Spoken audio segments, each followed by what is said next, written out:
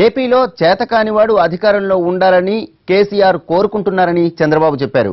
TDP నేతలతో ఆయన teleconference నిర్వహించారు. తెలంగాణలో తన చేతకానితనం బయటపడుతుందని కేసీఆర్ భయపడుతున్నారని చంద్రబాబు అభిప్రాయపడ్డారు.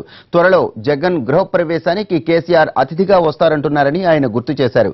కేసులో మాఫీ కోసం మోడీతో, అలానే డబ్బుల కోసం కేసీఆర్తో జగన్ రాజీ పడ్డారని ఆరోపించారు. జగన్ టీఆర్ఎస్ కు రాష్ట్రాన్ని తాకట్టు పెడుతున్నారని మండిపడ్డారు.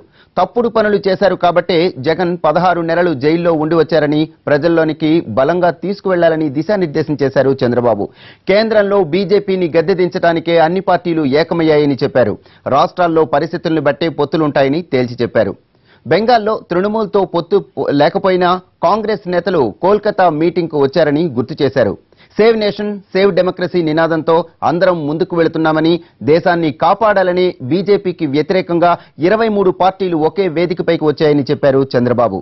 కర్ణాటక, కోల్కతాల్లో అందరూ కలిశారని, త్వరలో అమరావతిలో విపక్షాల సభ పెడతామని తెలిపారు.